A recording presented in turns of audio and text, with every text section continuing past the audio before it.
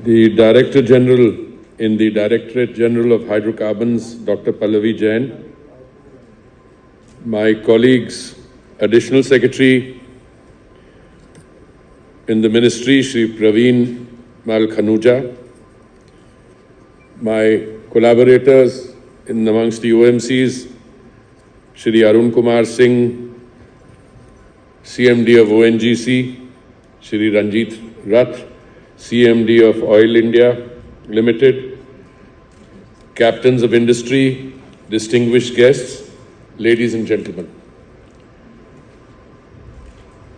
I would like to start by complimenting the Directorate General of Hydrocarbons and the Director General for convening this meeting, this gathering for interaction between the DGH and the other stakeholders in this important sector of our economy.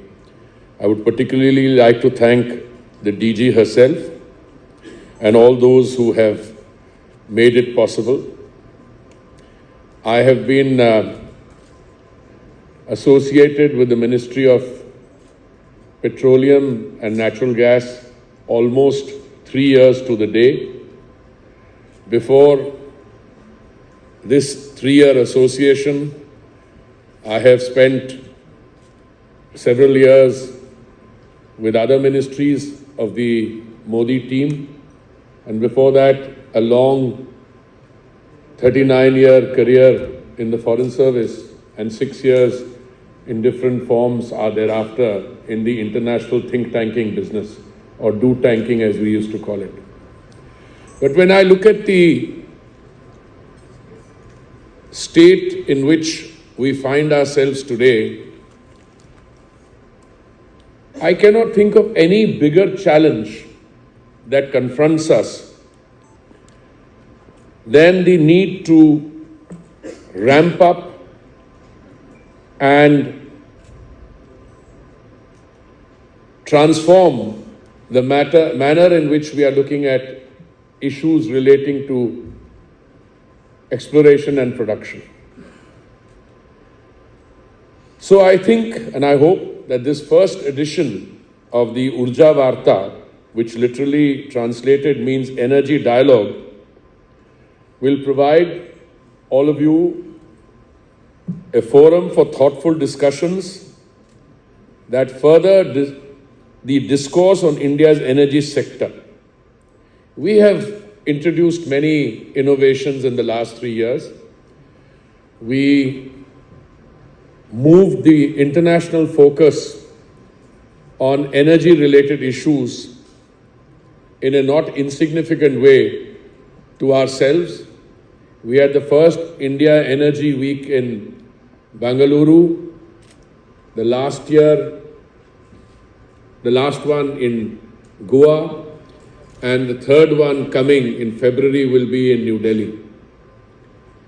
And thereafter it will become a permanent feature in Goa, where we have, thanks to the ONGC, we are producing, or rather developing a 240-acre site, which apart from hosting the India Energy Week, will also provide state-of-the-art, world-class conference facilities.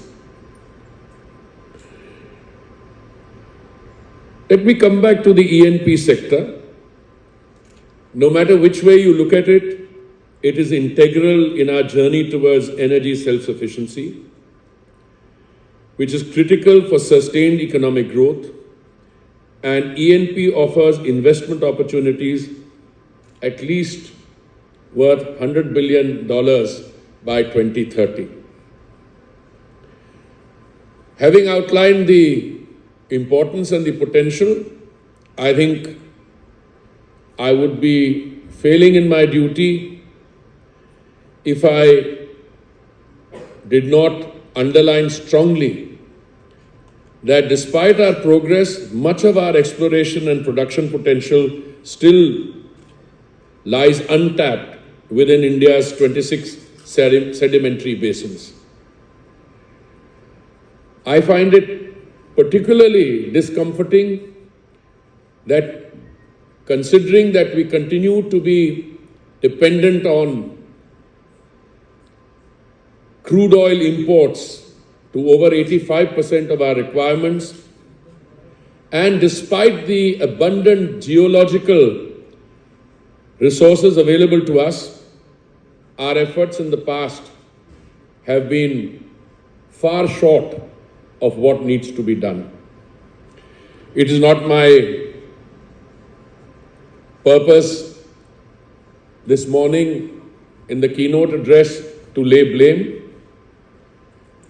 I think if you look at the historical context, when oil prices globally are within manageable range, it is a normal tendency for anyone to turn around and say, why do you want to bother with heavy investments, exploration, when you can just that easily import all your requirements? That was in fact the advice given to me by some quarters when I had the privilege of joining in July 2021. But that is short-sighted advice.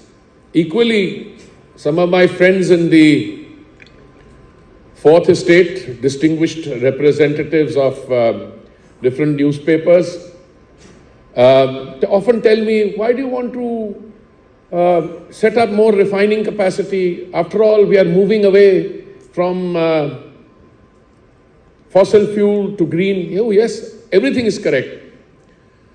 But you know, I've been a great admirer of the Fourth Estate because I used to write columns also in the intervening periods.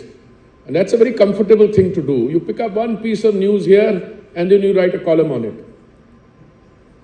Not knowing that for every piece of news you write a column on, 10 other things opposite are equally true. Yes, I see some of my friends, you must allow somebody who's been around for a long time to have a little bit of fun, because otherwise we're at the receiving end. No, as I said, I'm a great admirer of the Fourth Estate. But then they say, oh, the market is deregulated. Why are you trying to control? Whom is my commitment to? Is my commitment to ensuring availability and affordability to my consumer? Or is it to some doctrine which was produced in some part of the world, and following that doctrine, I then land up with chaos here? It's with a great sense of pride that I say that as the Honorable Prime Minister's Petroleum Minister, that throughout the pandemic, throughout the last 3 years I have been associated with, not a single shortfall has taken place anywhere. That is what you mean by availability. Contrast that with what is happening around the country. Contrast that with what is happening around the world, and you see the stark difference. This is the only country in the world where prices have come down after a reference period. And then when you have, as I said, they're intellectually correct that, there's a little bit of this. And then somebody else picks it up and says, oh, prices need come hue. If I were to produce all the crude oil or extract it from my own basins, which I hope you guys will do soon, then I would even say that make it available at the lowest possible cost. But life is full of challenges. And I think what stands out as we meet today is that it's your ability to navigate those challenges for the satisfaction of your citizens. That is the challenge. And that, I believe, is a challenge that the Honorable Prime Minister and his team have implemented to the full requirements of that period. Yes, there is global turmoil. When the global turmoil took place, we could have followed self-serving advice which came to us from many parts of the world. Our imports from a particular source was 0.2% of our requirement. We could have shifted the 5 million barrels of crude oil that we consume in a day to the traditional suppliers. And you know what would have happened to oil prices? My friends with their philosophy would have written a nice column in a pink paper, but you know what would have happened? Oil prices would have gone up to $250. So as I've been around for a long time. I told you I spent 40 years as a civil servant, 6 years as an international civil servant, or something like that, now 7 years as a minister. So I take all this advice which comes with gratitude, because it provides an opportunity for those people who provide the advice to look themselves in the mirror and ask themselves, what is it that they are advising? Whose interests are they serving? Our sedimentary basin is approximately nestled with approximately 651.8 million metric tons of crude oil and 1,138.6 billion cubic meters of natural gas. And this is where we come to our failings. Only 10% of this sedimentary basin is currently under exploration today. After the award of the blocks under the forthcoming OALP rounds, it will increase to 16% by end 2024. While this is good progress, 6% in one go, it is not enough. I wish to use this opportunity to lay down the gauntlet, including my friends at the DGH, to step up. The focus of our exploratory endeavors must pivot towards discovering yet to find resources. And I've had several meetings with the DGH. I'm very happy to hear that they're burning the midnight oil, literally. That's at least what my additional secretary tells me. And that we will see fundamental change in a very short period of time. I'm aware of the various challenges stakeholders are facing, but also of the work needed to streamline operational and regulatory processes. It is important that we provide our labor pool with competitive opportunities, diversify our procurement, and strengthen our engineering operation. The government is doing its part to catalyze investments in E&P. The Ministry of Petroleum and Natural Gas has instituted sweeping reforms, empowering stakeholders to contribute to our nation's progress. We intend to increase India's exploration acreage to 1 million square kilometers by 2030. No-go areas in India's EEZ have also been reduced by almost 99%. The Open Acreage Licensing Policy, OALP, has accelerated production growth. Through the first 8 rounds, a total of 144 blocks covering approximately 244,000 square kilometers have been awarded. The recently announced OALP 9th round offers an area of approximately 136.596 thousand kilometers, 136,596 square kilometers, spread over 8 sedimentary basins, with the vision of expanding the nation's footprint in offshore exploration. Since its inception in 2015, the Discovered Small Field policy has garnered investments of approximately $2 billion and brought in 29 new players in the field. The recent special DSF bid round presents fresh opportunities in Mumbai offshore and West Bengal. The opening up of the erstwhile no-go areas has paved the way for exploration activities in previously restricted zones, fostering investments notably in regions such as the Andamans. The government is spending heavily on promoting scientific, data-driven exploration. An investment of 7,500 crores is going into the acquisition of new seismic data, including that of the EEZ, financing strategic stratigraphic wells, and acquiring aerial survey data for difficult terrains. We now have geoscientific data for the Kerala Konkan Basin and the Mumbai offshore basin on the west coast, and the Mahanadi and Andaman basins in the east coast. DGH is upgrading the National Data Repository to a cloud-based NDR, which will enable instant dissemination of seismic, well, and production data. I was following up why it hasn't been done yet, and now I have been assured the work order will be placed within 1 month. Ease of doing business is a key consideration that attracts investments into the E&P sector. This government has facilitated a tectonic shift through the revenue sharing contract policy, which abandoned cumbersome approval processes in the earlier production sharing contracts. We simplified 37 processes requiring approvals into 18 processes, of which 9 were put up for self-certification. It needs to be taken further. Let's examine whether we can move to total self-certification. Any delay in approval of field development plan, annual plans, and other regulatory permission is minimal as our import dependency is rising. Let me put this somewhat simply. Yes, the contractor has a role to play. He has to provide information. But whilst that process is going on, I don't see why work needs to come to a stop.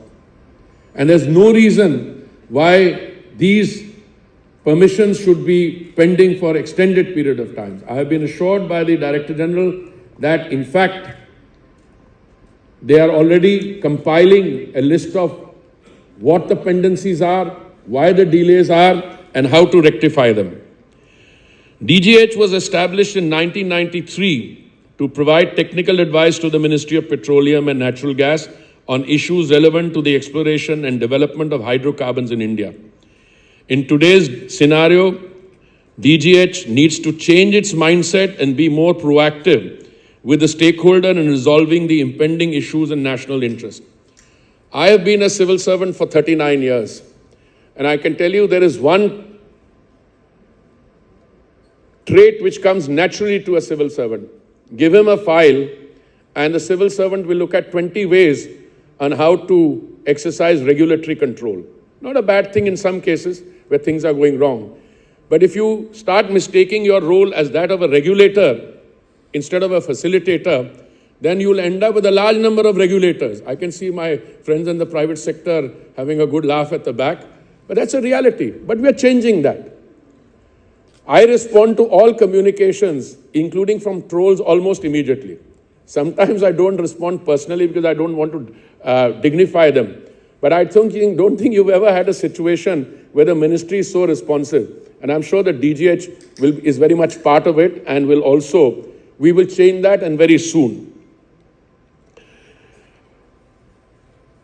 I want to tell all those who are present today that we are committed to supporting ENP. We will not tolerate inordinate delays by any organization. Second, I have instructed the technical staff at DGH and MOPNG to have closer interaction with operators, visit the field more often, develop a better understanding of the ecosystem in which operations are conducted, and DGH shall approve all annual work program budgets prior to the financial year to provide contractors to execute their activities in a time-bound manner. I am glad to announce the formation of a joint working group comprising representatives from the private E&P operators, the national oil companies, my ministry and DGH. It will examine issues relating to the ease of doing business in E&P, adequacy of policies and procedures, and the need for their revision. It will submit its recommendations within 8 weeks. Now, I know we have members of the press here. Please count 8 weeks starting today. So today we are on 11th of July. So very soon we'll have the report, and we will not only focus on this, but this is an opportunity for us to really press on the accelerator and going fast forward. Fourth, I am also directing the DGH to complete the process of integration of its various online portals by the end of the year. Recently, extended reach drilling was exempted from the Forest Conservation Act. ERD technology enables drilling of extended horizontal wells, thus offering significant advantages to E&P operations by allowing access to previously unreachable reservoirs, reducing the number of drilling sites, thereby minimizing the impact on the environment. For offshore blocks, the government has decided to award exploratory licensing along the signing of the contract. MOPNG is constantly pursuing the issue of clearances with relevant agencies of individual state governments. DGH has deputed 14 professionals in Assam, Tripura, and Arunachal Pradesh to assist state governments to expedite proposals received from E&P operators for various statutory clearances. The government formed the Committee of Eminent External Experts to offer an alternative dispute resolution mechanism. 25 disputes which were pending for more than 10 years have now been settled amicably. And it is my intent and resolve that so will be the remaining disputes and any future disputes which arise. As we inaugurate this first edition of Urja Varta, I encourage stakeholders from across the industry to leverage this forum's resources.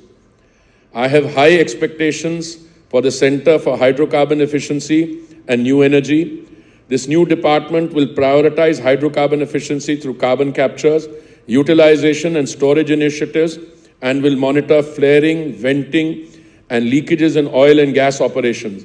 It also aims to develop projects which integrate new geological energy sources such as geothermal and natural hydrogen into existing E&P operations.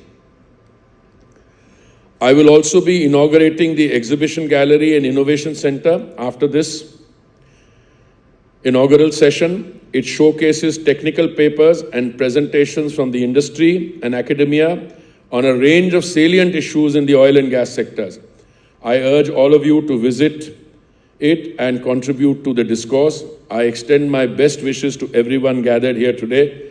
And thank you, Director General, for this initiative, and a very warm welcome to all of you. Thank you very much.